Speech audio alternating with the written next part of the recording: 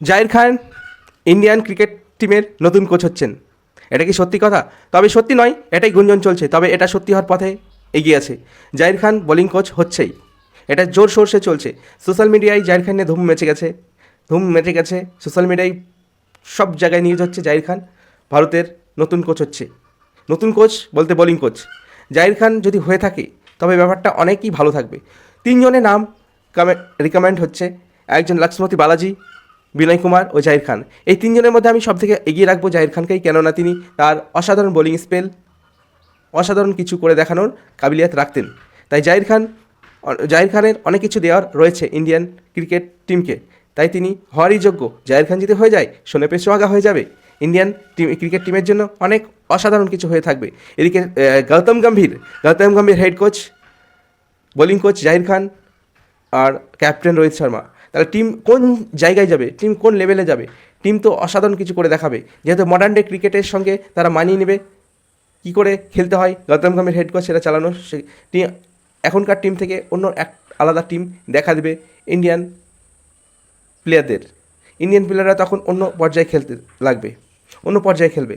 জাহির খান যদি bowling coach হয়, তার অসাধারণ স্পেল দেখিয়েছে, সেই স্পেল যদি ভারতীয় টিমে আবার আসে, রিভার্স সুইং, ইন সুইং, সব কিছুই জাহির খান জানতেন।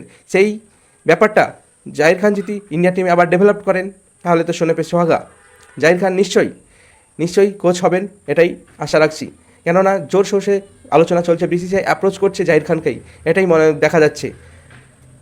হালাকি গৌতম গম্ভীর বিনয় কুমারকে অ্যাপ্রোচ করেছিল, এটাই শোনা যাচ্ছে সোশ্যাল মিডিয়ায় বেশি, কিন্তু পরবর্তীতে এটা চেঞ্জ হয়ে যায়, দুজনের নাম রেকমেন্ড হয়ে আসে, লক্ষ্মীপতি বালাজি আর জাহির খান। এই দুজনের মধ্যে আমি জাহির খানকে এগিয়ে রাখবো, কেননা জাহির খান বোলার হিসেবে বেশি স্ট্রং, ইন্ডিয়ান টিমকে অনেক কিছু দেওয়ারই রয়েছে। জাহির খানের সেই 2011 ওয়ার্ল্ড কাপে অসাধারণ পারি ছিল, সব থেকে হায়েস্ট উইকেট টেকার ছিল। জাহির খানের অসাধারণ ইনসুইং আউটসুইং ভোলার নয়।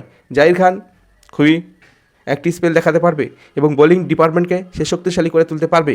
আমার মনে হয় জাহির খানকেই কোচ করা উচিত। বিসিসিআই এতে গুড ডিসিশন যদি হয়ে যায়, তবে ইন্ডিয়ান টিম আলাদা লেভেলে একটা জায়গায় পৌঁছে যাবে, যেটা অন্যান্য টিমদের টক্কর দিতে যাবে, মানে অসাধারণ একটি টিম কম্বিনেশন হয়ে উঠবে। যদিও এটা কোনো সত্যতা জানা যায়নি, বিসিসিআই কনফার্মেশন দেয়নি যে বোলিং কোচ কে হচ্ছেন। যেদিন কনফার্মেশন দিবে বন্ধুরা, আপনি নিশ্চয়ই ভিডিওর মাধ্যমে জানাবো। আপনারা আমার সঙ্গে থাকবেন, চ্যানেলটিকে সাবস্ক্রাইব করে রাখবেন যেন আপনাদের কাছে ভিডিওটি পৌঁছে যায়। অফিসিয়ালি ঘোষণা এখনও হয়নি, অফিসিয়ালি ঘোষণা হলে নিশ্চয়ই আপনাদের জানাবো। বিসিসিআই এখনও অ্যাপ্রোচ করেনি, ডিসিশন মেকিং চলছে, ডিসিশন নিবে কে বোলিং কোচ হবে। হেড কোচ তো এখন বড় খবর, হেড কোচ তো গৌতম গম্ভীর হয়েছে। গৌতম গম্ভীর একটি নতুন দিশা দেখাচ্ছে, যে টিমকে আবার নতুন করে সাজাতে চাইছে, যেন টিম আধুনিকতার ছোঁয়া লেগে আরও আধুনিকতর হয়ে ওঠে। গৌতম গম্ভীর নাম এটাই শোনা যায়, যেহেতু গৌতম গম্ভীরের নাম খুব জোরসে ঢোল পেটানো হচ্ছে, যদি কাজে করে না দেখাতে পারে সেটা একটা প্রশ্ন। আমার মনে হয় গৌতম গম্ভীর এরকম ব্যক্তি নয়, যিনি কাজ করে দেখাবেন ও দেশের নাম উজ্জ্বল করবেন।